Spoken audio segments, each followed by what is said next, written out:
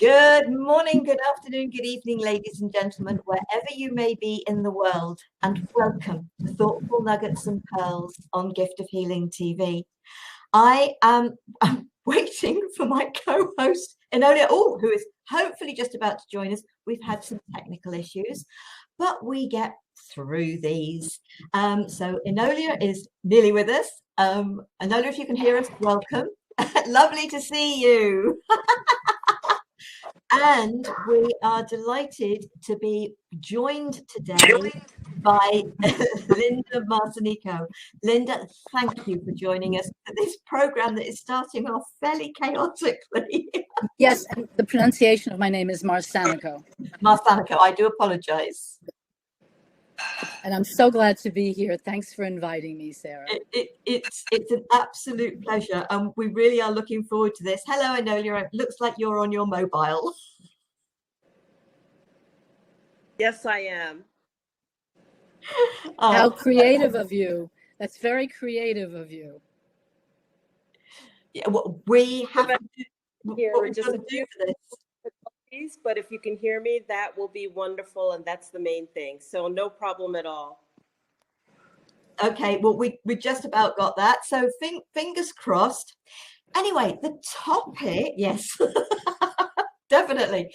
The topic for our conversation today is love and compassion moving towards the light. And actually thinking about the issues we're having with technology, it's about having love and compassion for ourselves. Yes. And if we can be relaxed and take this really lightly, then hopefully it will all settle down for us. But Linda, I love the fact that you've chosen this topic, because we always ask our guests to choose the topic. So please, let's start. Share a little bit about yourself and what this, and about why you've chosen this topic. That would be lovely. I was telling Enolia that I started life as a very shy child. I am the oldest of four. I was the observer, and I chose a profession. I'm a psychologist. I chose a profession where I listen rather than speak a lot. My clients often like to speak to me. So here I am as a psychologist, and I began to get itchy to have my voice be heard. And so I wrote a book because I wanted the voice to be heard, and I wanted to share what I had learned so that people could benefit from it. So there I was developing a website, and I wanted it to be a spiritual website. I think it took me 6 months. From what angle do I approach spirituality? I wrestled with it. I wrote paragraphs, and I finally came to love and compassion. Because when we are loving and compassionate, we are spiritual. And that touches my heart deeply. Oh, absolutely. Enolia, your comments, your thoughts. I think that's so beautiful, because what happens is that when we enter into that spiritual path and we are just bombarded with like an awakening of everything, all of our senses, the see, the touch, the taste, the smell, just the whole engagement of it. How do you approach it? How do you share? And so I find that really, really compelling. For me, it came quite a different way, because for me, I really started truly understanding spirituality when I embraced indigenous teachings.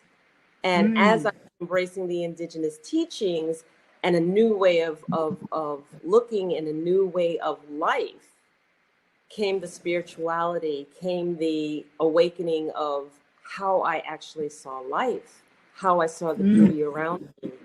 And yes, so it's very, very personal. Yes. And it's very, very individual. But it's beautiful when it takes place. I have a question, Enolia. Yes. When you went into the indigenous teaching and found your spirituality, did it have something to do with our being all connected and connected with nature and connected with Creator?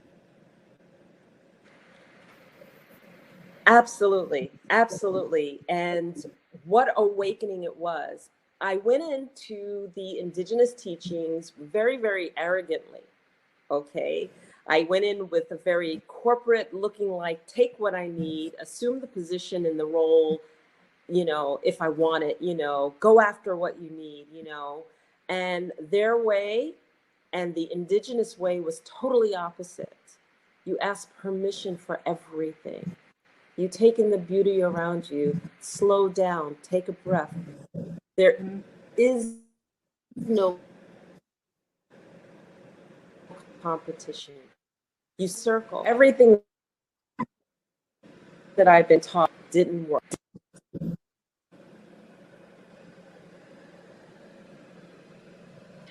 You're breaking up on us very badly, Enolia.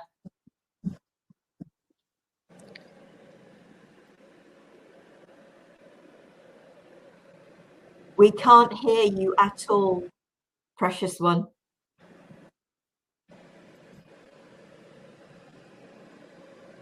We can see you, we can see that your mouth is moving, but we haven't been able to hear most of that.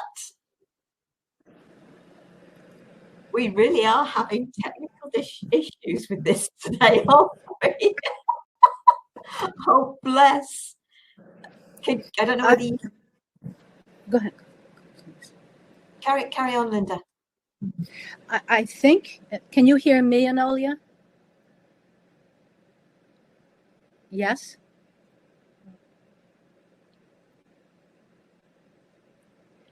Because I was thinking when she said that everything she knew didn't work anymore. It's like that crisis of who am I? Where do I want to move to? How can I be spiritual? I remember being in a spiritual group and I joined and people were talking about things I had no idea about. It was like Greek or Chinese. And so I had to catch up. I read and wanted to learn. I was very thirsty, but it's a jumping off point of challenge. Oh, it really is, isn't it? For me, it's what I referred to as being my wake-up call. Sort of what happened to me sort of got me out of that being that people pleaser and not having any sense of self at all. And that starts. And having been raised, hopefully we've now got it back, having been raised as a Catholic, and so many people that I've spoken to have been raised as Catholics. But then it's realizing what did it for me? It's reading Conversations with God, Neil Donald Walsh, because it was just like, it was almost as if I felt I was being given permission to listen to that gut instinct. Some of the things that I've read, and I knew the answer deep inside me. And as I read it, it resonated so much. And so it's about all of us coming to it in our own time, in our own individual way. And that's what's important. Enolia, can we hear you now? I can hear you clearly. I don't know that you can see me, but I can hear you and I can see you. We can see you and we just heard you. Okay. So would you like to continue with what you were saying, because we didn't catch most of it? Okay, so what I was saying is that the indigenous community embraced me no matter how abrasive and what context I came in. And they met me where I was at, and they showed me compassionate leadership, and they showed me compassion in showing me a different way. And I embraced it so fully. And I was so thrilled to be showed a new way, a different way. And that way was that all things have energy and all things have a reality. So what happens is that you don't just take things because you feel entitled. You ask permission for everything. And how you look at the beauty in the world and how we treat everything with compassion. And this resonated with me so fully, so fully. that it needed to be my way of life. And so thus embracing that indigenous way as my way of life. And so I can't ever see myself living a different way. Yeah. And Linda, so yes, you were trying to sort of write this website, create this website, but was there a specific thing that occurred, or book or whatever, that helped you to feel that was the change was so right for you? I think it was a process for me over years. I had been part of a spiritual group where I didn't know what people were talking about. And I learned from the leader of the group to take in wisdom from so many different disciplines. We let the dogma go and we took in, and what I developed was I would take something in if it resonated in my heart. I was raised a Catholic too, and there's a lot of things you're supposed to believe in. So I had to, it was a very painful process to let go of conflicts and anger and grief, and it's been quite a process of getting in touch with my real self. Because we children learn from parents and bureaucracies what we should be doing. And in order to tease that out, there's that process. I don't have a sense, Enolia, whether when you went into the indigenous population and they embraced you and you were different, whether there was any angst for you. For me, there was a lot of angst along the way for me to heal, acknowledge, work through, and let go. This the process of. I see that as a process that's ongoing. So I don't have a sense of your process, because we're all so different, and there is my book is my journey, but there are probably a million ways to take the journey, right? So I'm curious, Enolia. Absolutely. My book is about my journey too. And actually it did. So not unlike yourselves. Okay. I mean, I went to a Lutheran private school. I was raised Baptist. I got married Catholic. And then in my Lutheran private school, we had to learn about all religions. I had to go to church on Thursdays. I had to go to church on Sundays. And then, as our children grew up, we actually had them go through the Catholic and the Baptist way of looking at things, because my husband at the time was Catholic and I was Protestant. So there you go. We have the whole eclectic piece, right? And the beauty about the indigenous way is that they didn't care about any of that. They didn't care about any of that. And yes, I went through angst, but it was everything that I took myself through. It wasn't that they forced anything on me. It was just that I would do something, and here I was wanting to learn their way. And then what I would do was just so predicated on entitlement that I caught myself every single time. And so it was about me really beating myself up, going, I did it again. I keep making these mistakes. I keep, engaging and wanting to be around people, but then insulting them at the same time because of the way that I am, or the way that I approach things, or the way that I just assumed that I had the right to do it. And so it was me being mirrored right back to me. And yes, I had major angst. There were times I was in tears. I was like, oh my God, I insulted the very woman I want to learn from because of what my behavior and activities and my assuming of leadership was. And she just looked at me like, well, why are you going through additional drama? Let's just get on with it. I mean, so in a corporate culture, you would be not only reprimanded, but they would throw it back in your face a few different times of how you made a mistake, what mistake you made, yep. And look at the mistakes that you made. Why should I consider you again? And in this beautiful indigenous culture, they're like, why are you taking yourself through additional angst? Well, we're already past that. Let's move on. You heard, you learned, you were told once, that's it. And told in a kind and gentle way. So why are you taking yourself through all this additional drama? And boy, was that a real awakening. And I actually have my book, Enolia, How I Found My Sovereign Voice from My Grandmother Elder. And I talk about these. I talk about these faux pas of where I made all the mistakes. I hope everybody heard all of that. I could hear it. I did. It was. I did. There was definitely a lot of static in amongst all of that. Thank you, Enolia, for sort of sharing. And that's just it. That's about the love and compassion. And it's, but I don't know about you, but the love and compassion has to start with yourself. And being, Yes. and gratitude is another really big one to bring in there. But obviously, this is about the love and compassion.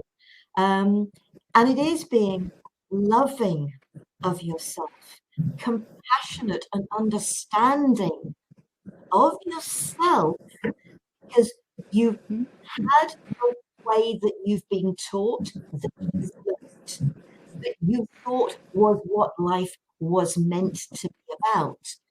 And then suddenly something happens, whatever that might be for each individual, and it opens your mind, your heart. And I think it's more about the heart speaking. For me, it was very definitely the being aware of that feeling right inside me that said, this is, I think we have to take the word true away and say, this is what is right for you. This is what feels right for you. Because what is right for me isn't going to be right for everybody in this world. So it is about that feeling of rightness for each individual, whatever that may be. So, yeah, Linda. So you were talking about beating yourself up, and the mark of compassion, as we learn it, is that really there are no mistakes in the universe. There are moments when we choose irritation over love, we choose a fear over love, and so if we become angry, we can brush ourselves off, pick ourselves up, and we have lots of opportunities to practice again. I remember in Neil Donald Walsh's book, I've read almost all of them. He said, God, I don't want to deal with this particular issue. So God said, Neil, no worries, take 10,000 lifetimes to deal with it. And Neil said, oh, no, I want to deal with it now. Because eventually we're all going to get there. And so when we meet each other, we're there for a partnering, a learning, so that if I take responsibility for myself and somebody says something that I don't like, I can look at myself in the proverbial mirror and ask, well, what does this say about me? What can I learn about me? What do I want to do about this that's compassionate? Or what do I have to heal in order to bring compassion to the forefront? And we get, as I said, we're partnered. Universe is going to send us lots of opportunities, not to punish us, but so that we get it right. We want to get it. We want to learn what we need to do to become loving and compassionate, because our true nature is love.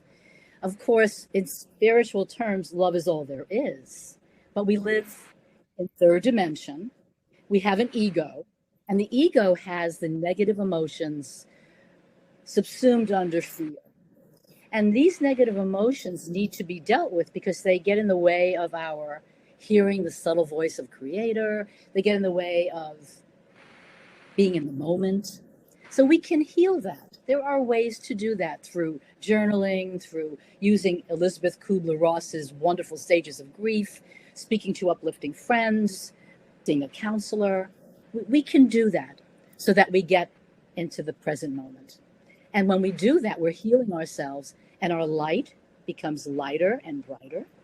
And a good life, when I say good, a compassionate life is an inspiration to others. Enolia, I don't know how much of that you heard, but please join in. I heard a great deal of it. And I actually want to ask Linda a couple of questions too, because when I think about love, right? Love to me is so multidimensional.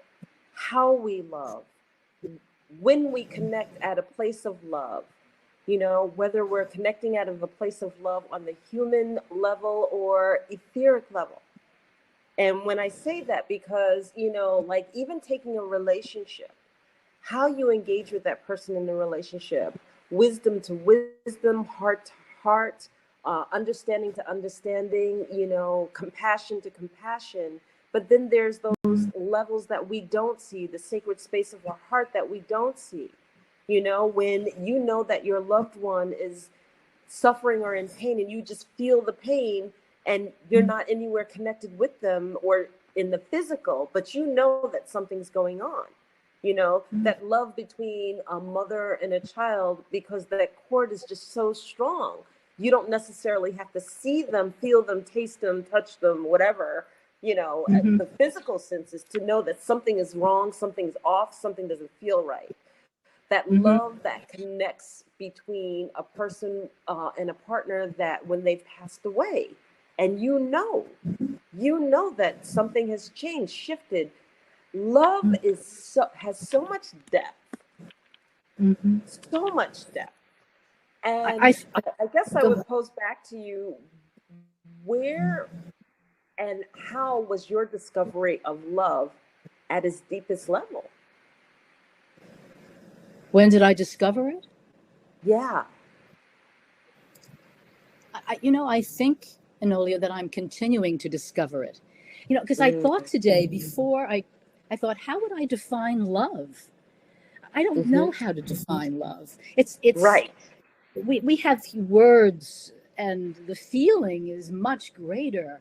And of course, we're multidimensional. We're in multi places. Uh, so when I think of love, I think of bliss. I think of caring. I think of giving. I think of love as a very high vibration. Love is something we can't live without. Had you remembered the study in England during World War II? Little infants, because their mothers were at war, were cared for by nurses, and Yes. they went around and around, and they missed on the periphery some of these infants, and the infants died. So we cannot live without love. Mystics write about it, dreamers, poets, but to define it is. So I want to say something else about love.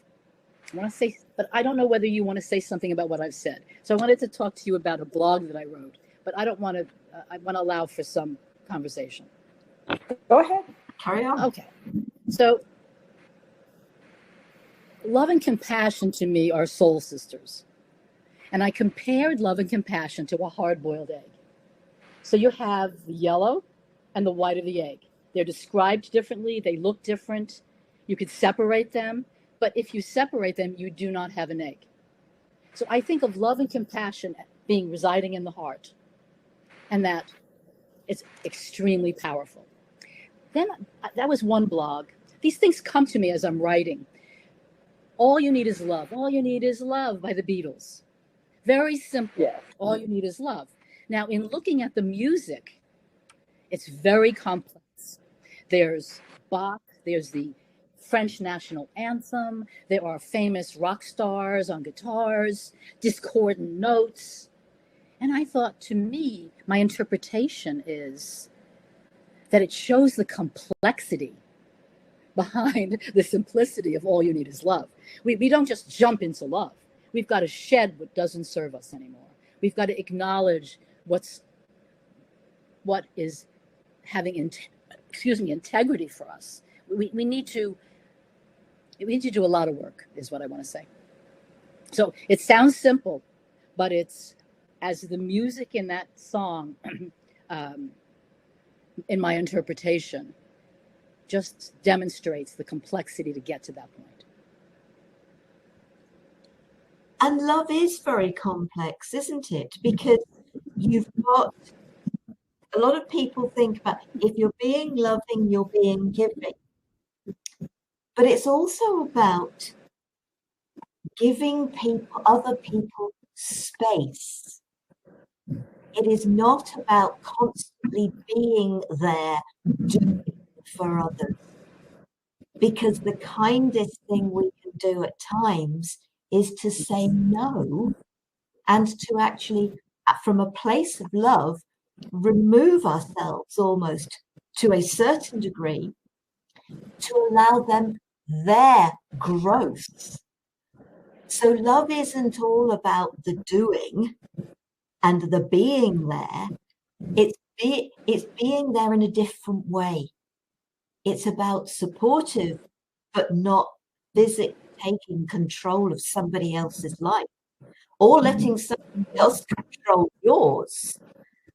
And so love is, yes, multidimensional.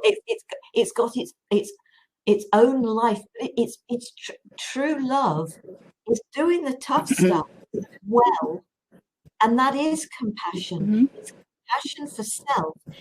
For me, I think if you can truly love yourself, have compassion for yourself, trust yourself, believe in yourself, you can really support others to do the same. It's not about, oh, you don't love me because you won't do this for me. Because actually, maybe the love you're giving at that point in time is the greatest possible love you can give. And so for me, it's important that, how do you describe love? How do you explain love? How do you say what somebody's doing is loving or not? You know what? It depends on whether you're on the receiving end of something that doesn't feel like love. But you actually are being very much loved. And that comes with the end of relationships, the leaving of jobs to a certain degree, when it's about being true to yourself and realizing and understanding that the truth of self is actually totally honoring others. So, Enolia, thoughts, and we'll come back to Linda in a sec. I do thought about what you said, and I characterize. Enolia, I'm not sure what's happening. You were saying. Sorry to interrupt you, but there was a horrible noise, and you are breaking up really badly. Okay, can you hear me? No, I'm talking very, very. No, there's some real static type sound coming in, isn't? I don't think that's what you're hearing, Linda. I didn't hear. I heard maybe a word and then a grumbling. Yes. Okay. I'll sign back off and come back in. Okay. I'll go to Linda. I'll go to Linda. Linda, and then we can come back to Enolia. Okay, I'm a proponent. I've written a number of tips to have on the spiritual path, and assertion, sense of humor are some of them. Because really the relationship of love has to start within. Creator is within. And we can't give out what we don't have. So developing love and compassion, setting boundaries. Do you know the name Pema Chodron, the American Tibetan Buddhist nun? She, I think it was she wrote in a book that a very wonderful Buddhist priest allowed people to come into his house. And what they started to do was be rowdy in his house. They started smoking cigarettes and dashing them out on the floor. And in order to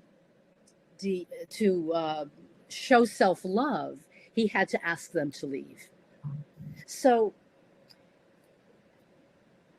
we need to understand what we need.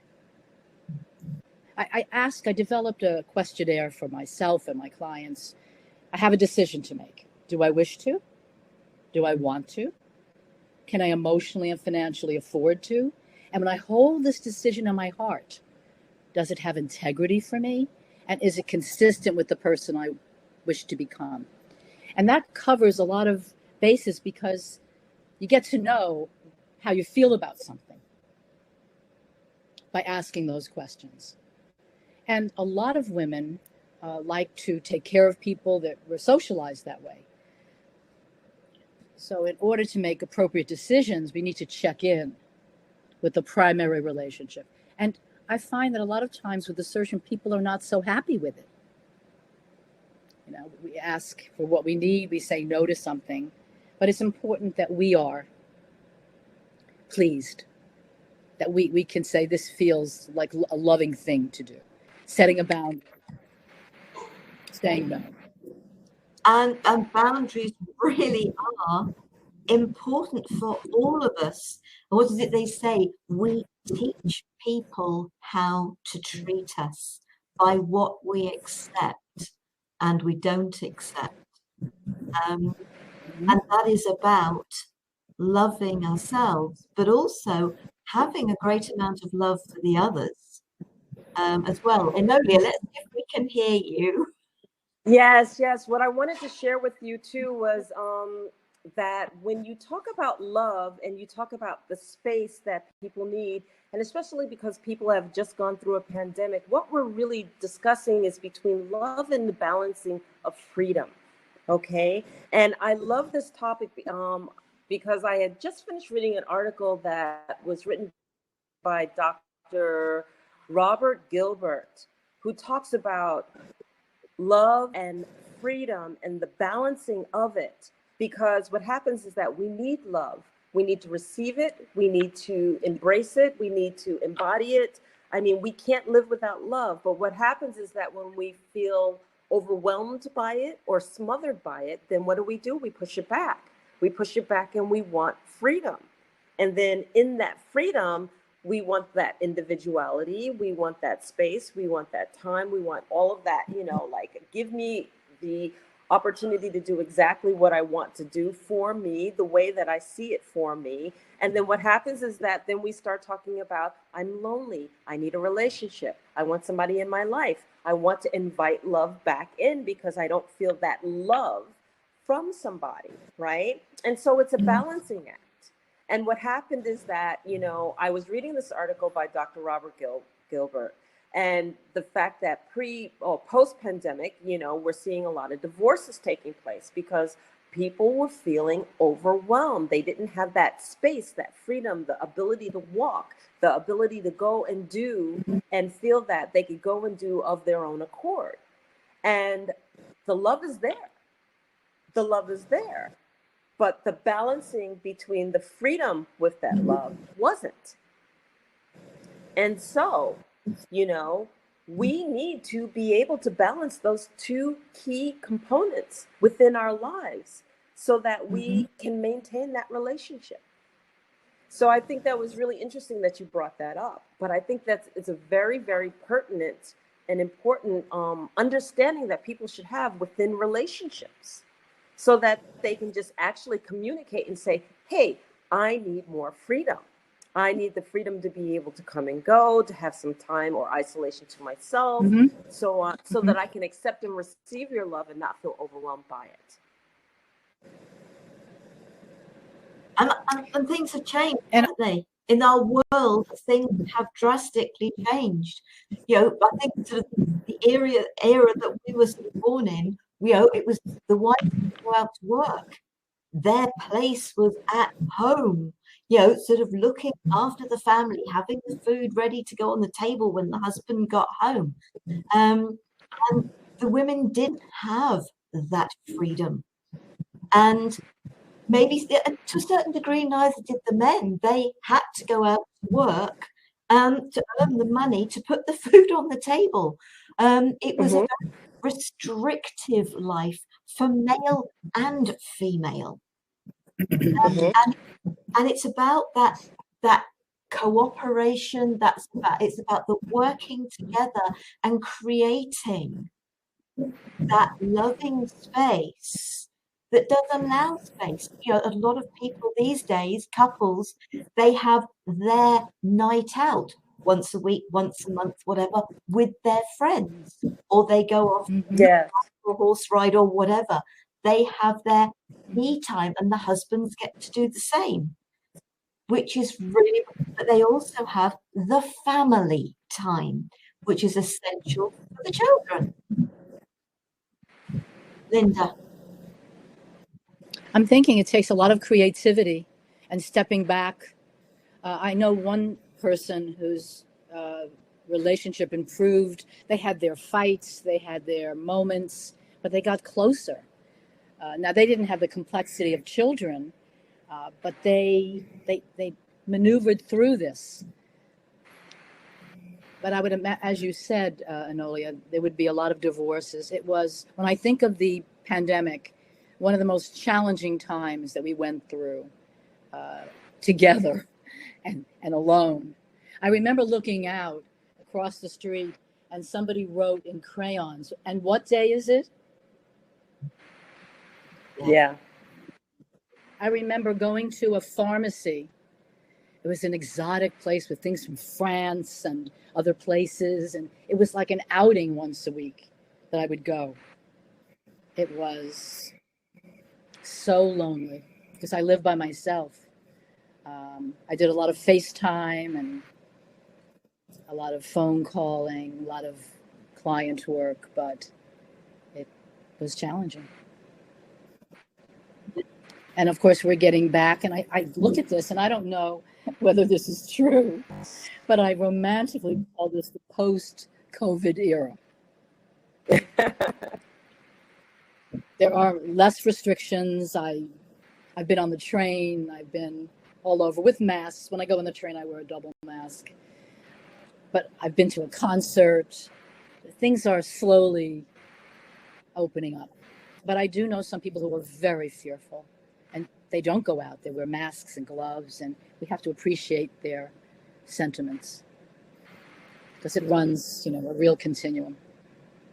Yeah, Enolia.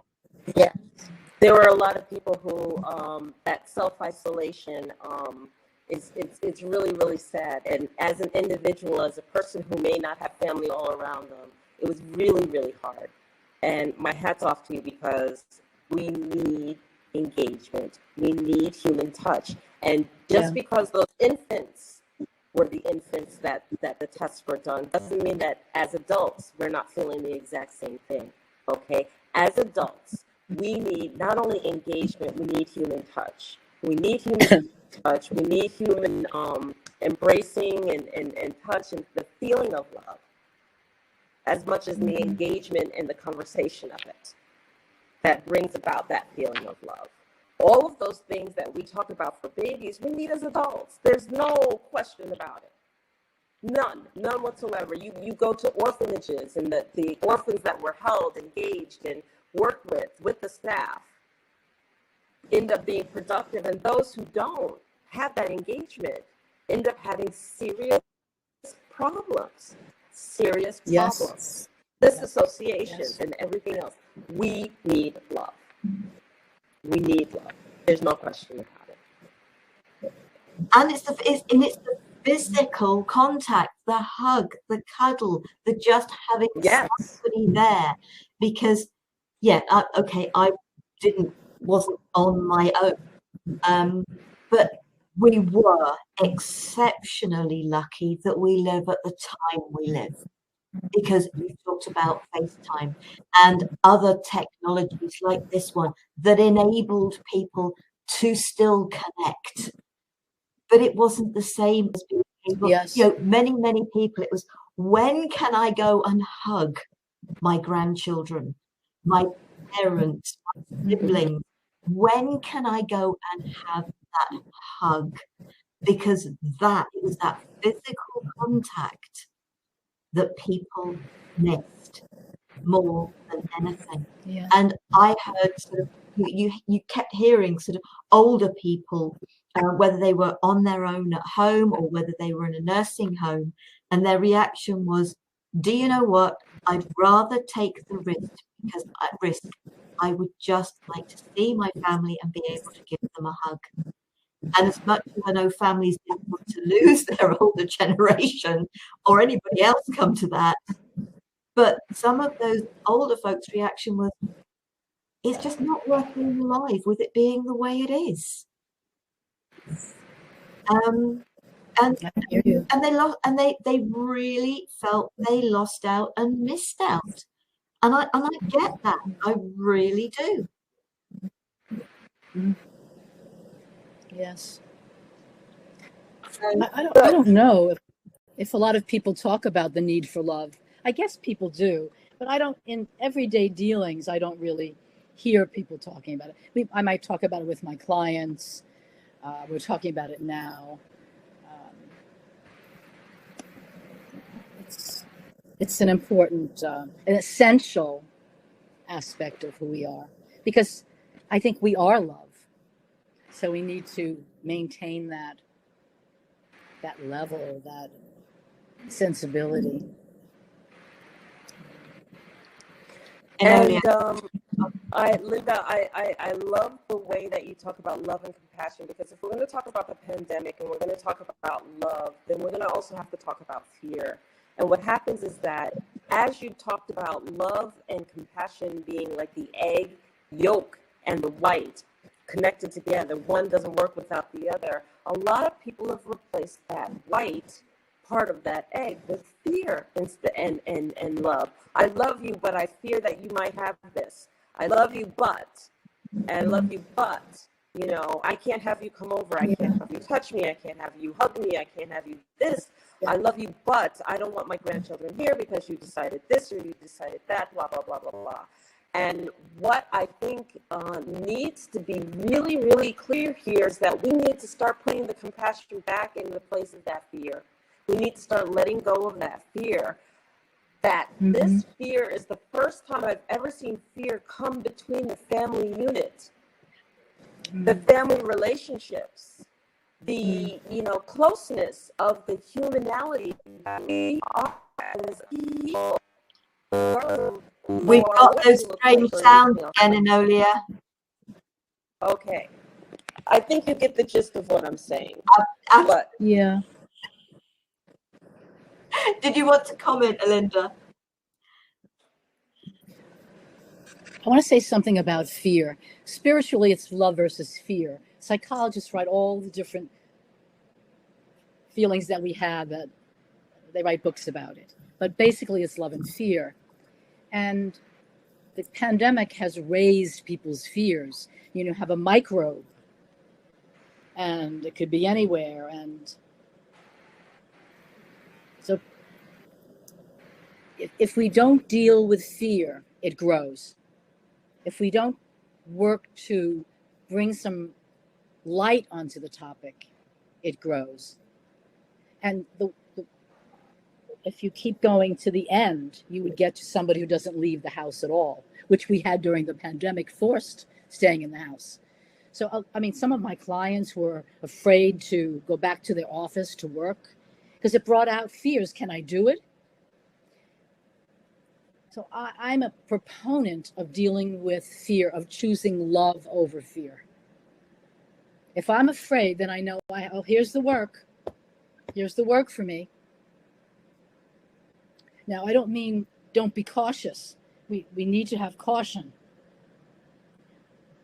But if it's crippling fear, then I need to look at that. Yeah, for me, I suppose, I've done this for years. I've actually been on what I call a bad news diet. I don't listen to the news. I don't read newspapers. I get to know what is going on without doing all of that. And therefore, I am not getting 24/7 the bombardment that I know going on throughout the pandemic. And it's still to a certain degree happening today, and happens with the news all of the time. And so if you're going to spend your time listening to the news, tied to the news, as some people were, you're tied to what's creating the fear. Oh, and in our, go, please. No, that is just why I will not listen to and read news, because my whole life now is about, there's fear, of course there is. But you know what? If I don't have it coming at me, bombarding me the whole time, I can actually live from that place of love, compassion, understanding, but of being relaxed. When we are relaxed, when we feel comfortable with ourselves, and when we're bombarded by all this fear, we can't relax. And I was going to say, I remember living in England. I was living in London for a number of years, and the BBC was pretty decent about what came in. In the United States, the news, I don't watch the news like that. I'll put a certain station on. I wanted to hear about the Ukraine or this or that, but I'm not someone who, because it thrives on fear. It makes people want to listen through telling them all the negative stuff. And that's how they get the ratings. The more negativity, people are saying, oh, this one got this and this happened to this one. And so it's a very good idea to limit. Yeah. A very good idea. It's a self-protection, a loving thing. Yeah. Absolutely. Let's see if we've got Anolia. Let's see if she can participate. Hi, Anolia. Hello. Do you want to say something? Okay, I'm here. Oh, my goodness. So when you talked about fear, it's really palpable. And one of the things that I would just share with our audience is that if you've been one of those people that's been alone and that's been in fear and that's gone through these iterations, it's time. Now is the time to start reaching out and re-engaging into the world. It is time to re-engage and invite the loving relationships that you have around you. Cultivate some loving relationships. Cultivate relationships, period. Do not self-isolate. Do not allow yourself to not have that love and compassion re-invited back into your life. It is absolutely essential for a human being to engage and to acknowledge it. And acknowledge facing in the mirror and saying, now is the time. Mm-hmm. And so to go on like that, self-isolating and not engaging in loving relationships or loving situations or loving scenarios is to literally be the obstacle in your own way. Mm-hmm. And so it's time to remove all obstacles and it's time to re-engage. And I think that your love and your compassion message send such a strong statement out. And to engage a professional like yourself or engage other people, whatever you need to do to re-invite yourself into life and into love and into compassion. And then to shift your life away from that loneliness and away from that fear. Because if you don't take the step forward, then what you're basically saying is that you want to stay stuck in a story that doesn't serve you. Yeah. And we so need to get out of all of the stories right now, right here, right now. It's time to leave the stories and the drama behind. Yeah. Yes. Yeah. Step into the truth of who you really are. Yes. And have that faith, belief, and trust in yourself. For each and every person, you are an amazing being. Let yourself be that being. Linda, I think because of the issues we're having, mind you, having said that, sort of we've done very well. We've been going about 50 minutes. But I think, is there anything that you would like to share before we close out of the program?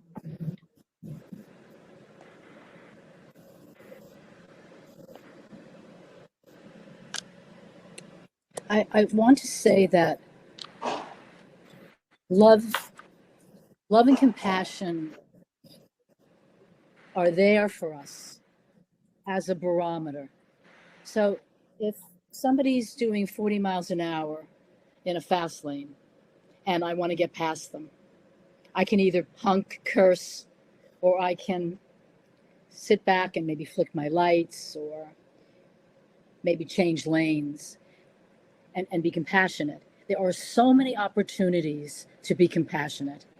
Universe is going to put us in so many situations because we're basically love, and they're helping. And we make the decision. And it's without judgment. I want to say there are no judgments. I have to say, a couple of years ago, I was at a dinner party, and one of the hosts, one of the people there, blocked me in with his statement about an issue. He wasn't looking at my nuances. So I go home, I'm in my car, my garage is here. I have to pull in and back up. There's a man sitting in a car in front of me. And I flicked my lights and he moved. But at that moment, I didn't think he moved enough. And so the anger that came out of me was shocking to me. I was pressing the lights to get him to move. And then I realized how I felt. And that was a failure, yet something that I learned from. And I had enough room to back in. So we have successes, we have failures. God doesn't judge us, but provides lots of opportunities. And so we need to understand that we need to be kind and loving because God is within, our love, our journey is within, and kindness helps a lot. It's a kiss on the cheek. It's you know how you feel, how I feel if somebody comes down the street and smiles at me. It's a burst of love. So we have choices without judgment. That's what's important to convey. Absolutely. And please do feel free to share how people can connect with you. I'll put your website address up here, but I'll also put it under the video. But please do share how people can connect with you if they would like to. So on my website, it's Linda, Linda. Marsanico is Marsanico.com. And within the website, there are various places that you can contact me. You send me a contact form, ask a question, and I have about 200 blog posts that are on there. Lots of reading is possible, and people read them from all over the world. Linda, thank you so much. I will put the information for both myself and Enolia as well. So please, if you would like to learn more about what we do, it's important that it's there for you. There's a lot of information on our website. You don't even have to contact us. There's I'm sure there's a load of stuff free from all of us. There's certainly, as I know from me, you said about your blogs. Absolutely. Yeah, absolutely. Enolia, I don't know whether you want to try, because obviously we're actually going to be back with today's conversation again next week. So, which is a change because I know Enolia couldn't be with us the following week. And it's your guest, Enolia. So do you want to see if you can share about next week's program? Why don't you go ahead, Sarah Jane, because it's just been off and on so much. I don't want to be in mid and cut out. So go ahead, just do it for us. Okay, so next week we have another today's conversation, and our guest is Infinity Anahata Love. I hope I'm saying that right. And we're going to be talking about letting go. That's correct. Good. Letting go of the past. So I hope that folks will join us for that. I am very grateful to you, Linda, for joining us today. There's a part of me that is obviously very disappointed that the technology has been the way it has been, but on the other hand, showing lots of love for it because we've still been able to do the program even with a few glitches. Yes. Linda, thank you so much for your insight and your wisdom and your conversation. It was really, really powerful. And I hope the audience will take the time to reach out to you because Linda comes with so much depth and love and knowledge and compassion. And I just feel so truly inspired by you. So thank you. Thank you for coming on today's conversation. And I want to thank both of you, Sarah, for inviting me, Enolia for making time for Zoom, where we shared soul energy. And I'm so appreciative that you've invited me. And I think you were very courageous today, Enolia, coming back in and out with a smile on your face. I think that takes a lot of courage. We've learned we've got to do things like that, haven't we, Enolia? You. It happens sometimes. I didn't hear you. Thank you for bearing with me. Oh, Just before the show, I couldn't find the link. Thank you for bearing with me. Yes. Sorry, Enolia, did you say something? I said thank you. Thank you so much. Thank you. And Linda, did you say something? I think you spoke at the same time. Well, I want to say that the both of you have such love in your hearts, and you give so much, and that inspires me. So I thank you very much, Sarah, for you reaching out and to know you, Enolia, to know the both of you, that you're generous with your time and you embody love. You pay it forward. That's what we do. We give, right? We give. And that life is an inspiration to others. Thank you so very much. Thank you, folks. I hope you'll join us again. I hope you'll connect with Linda. We will be back again, hopefully less problems with the technology. This doesn't happen every time. We're obviously being challenged today. Thank you to Linda, to Enolia, to all of you. Love, peace, and light to you all. Namaste. Bye. Good night. Good morning to wherever we are. Bye.